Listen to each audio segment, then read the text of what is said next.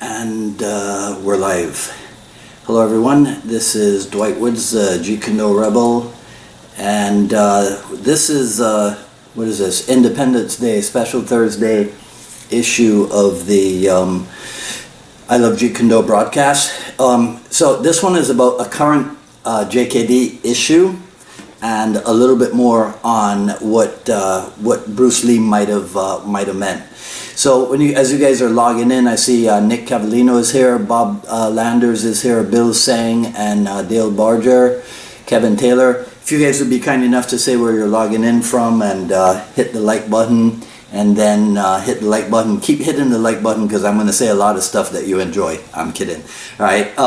So I was asked to comment on well, it was a current issue. It's now a recent issue here on Facebook.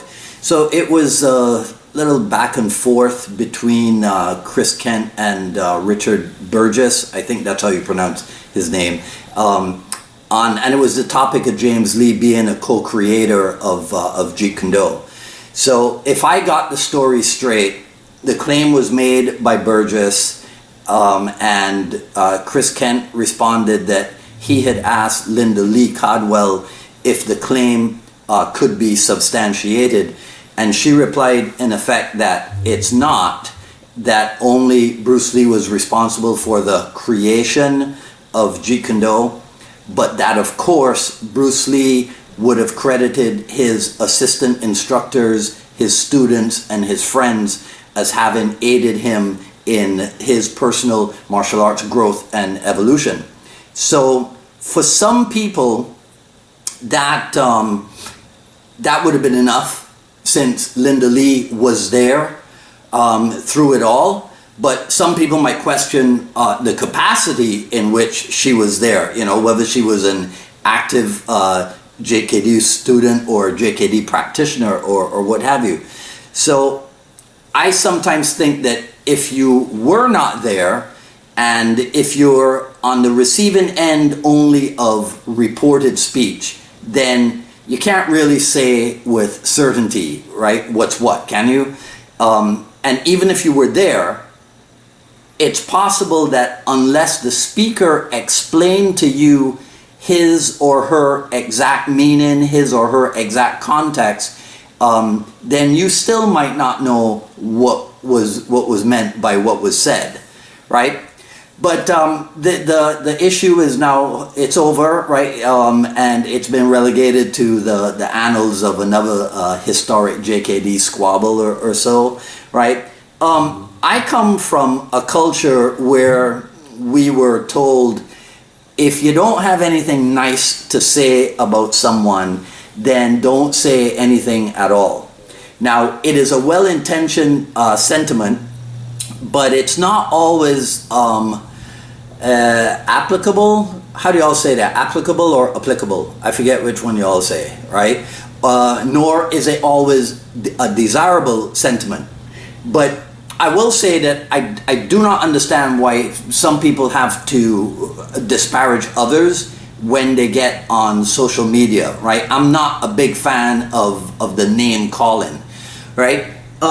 So this is related to the thing about what Bruce Lee might have said is actually related to this whole co-creator thing.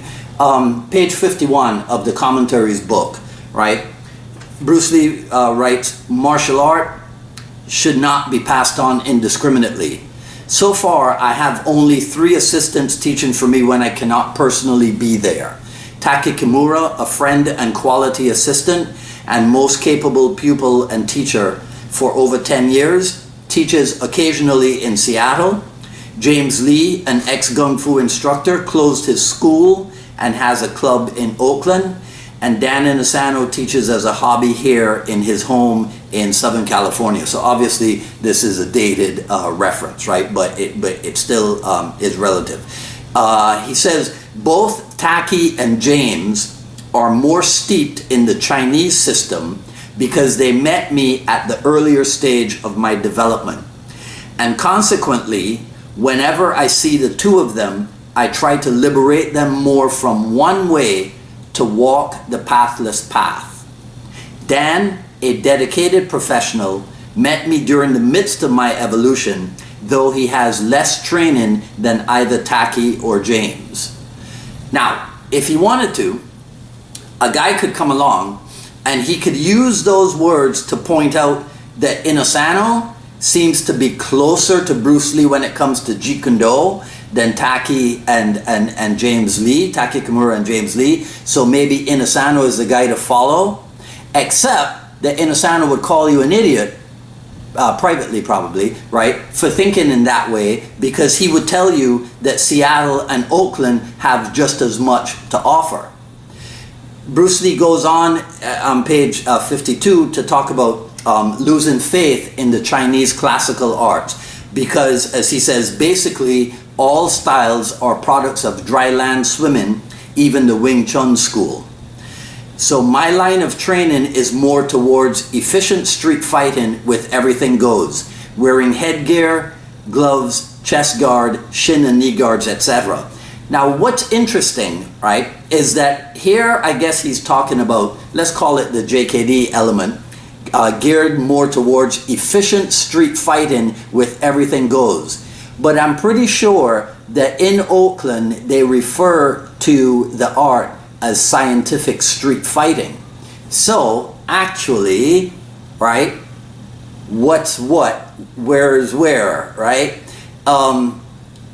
Another guy could come along and say that since Bruce Lee said even the Wing Chun school is dry land swimming, right, then a guy could come along and say, oh, well then Ted Wong is therefore the new king of closeness to Jeet Kune, because he came along at the time where there was a de-emphasis, let's say, on the Wing Chun, right? And then that would open up a whole other debate. And then we would just go on and on and on and on, right? And guess what? So this is pretty interesting for me. I don't know if you guys will find it interesting, right? This kind of debate is not at all unique to Jeet Kune. Did you ever hear about the founding of Shotokan? Now I bring up Shotokan because if you've ever hung out with me, you know that a lot of times I pick on Shotokan whenever it is that I want to point to a prime example of the classical mess, right? Whenever I want to talk about a traditional classical approach to martial art, I usually pick on Shotokan.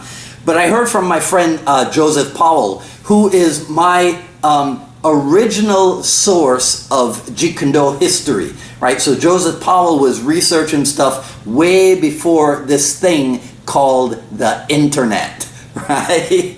So apparently Shotokan was the Jeet Kune of its day, right? In like the 1920s or so, because it's made up of different Okinawa karate systems, right? There are two main co-founders of Shotokan who have kind of been written out of the art's history, because you'll hear, oh, the founder of Shotokan was Funakoshi, right? Gishin Funakoshi, right? Except that there is Yasuhiro Kunishi, right? A second or third degree black belt in Jiu-Jitsu and Kendo before he met Funakoshi, right? And so Joseph calls him the Dan Inosanto of his day, right? This guy, Konishi, because he was combining and studying different martial art methods and incorporating them into what we call Shotokan, right? So he left Funakoshi and he started a thing called Shindo Jinenryu karate. Then the other guy was Hironori Otsuka, who Joseph Powell refers to as the Richard Bustillo of his day, right? I guess that guy might have been he might have been a hell of a fighter, right? So apparently these two guys were very JKD in their approach in researching and putting together that which we refer to today as Shotokan, right? So apparently in the mid-20s to the early 30s, a few of the black belts were starting to experiment with protective equipment. So they were sparring full contact with protective equipment, and that is something that Funakoshi was against, right? And not only did Otsuka add weaponry and ultimately call his art Wado-ryu. But for sparring purposes, these guys even added Western boxing. So different schools of thought concerning Shotokan started to emerge. And so apparently today you have schools that do nothing but sport competition, right, and others do not. Then you have some that focus on self-defense, right, and even practical self-defense when others do not. There's Shotokan that is taught to police departments, right? Some Shotokan schools apparently practice the kata and the meaning of the kata when others don't. And Shotokan, I knew this, Joseph, right? Shotokan has even heavily influenced some of the Korean arts. So imagine if all of that drama went into the founding of something that some of us in JKD consider part of the classical mess. Imagine then how much drama you'll find concerning the founding of a radical, non-classical, non-traditional approach as what we have in Jeet Kune. So that's why it is of utmost importance to accurately preserve our Jeet Kune history, realize that self-development is a major value in JKD, and do everything that we can to keep the art moving forward and do it in as civil a manner as possible. All right, okay, that's it for today. I don't want to take up too much of your time on Independence Day. So feel free, share, like, comment, ask questions. I'll review everything after posting. Sign up for notifications for when we go live on the broadcast and on the Jeet Kune dialogues. And then when I put the final edit video up, follow me on Twitter at Dwight Woods, on Instagram at Dwight D. Woods. At ilovejeetkune.com, the Quick Skills Series Volume 1 is available. I think it's still up. If you guys would do me a favor, right? So this whole, I made a t-shirt over on the store at jkdrebel.com that is kind of a take on the what do you call that thing? Game of Thrones. And it has the names of all these principles that we just talked about. It should still be available at that store. So if you guys go to jkdrebel.com and take a look around, it should be there. If it isn't, let me know, right? And I'll try to get it back up for you. You might find it an interesting replica or remnant of today's broadcast, right? Tomorrow, Independence weekend, so nobody's really interested in coming on to the dialogues with me. So I will be here, right? And we'll do one of those Reddit AMAs, the Ask Me Anything. So I'll try to keep an eye on the laptop and the phone and all the recording devices and any questions. But if somebody wants a question handled, send me a message right now to jkdrebel@gmail.com, and I can be sure to deal with your input tomorrow. Right, so that's tomorrow, Miami time, 6 p.m. And I think that's it. I'll see you back here next Wednesday, regular time, 6 p.m. for another issue of the I Love Jeet Kune broadcast. You guys have a great Independence Day weekend, and take care of yourselves. Talk to you soon.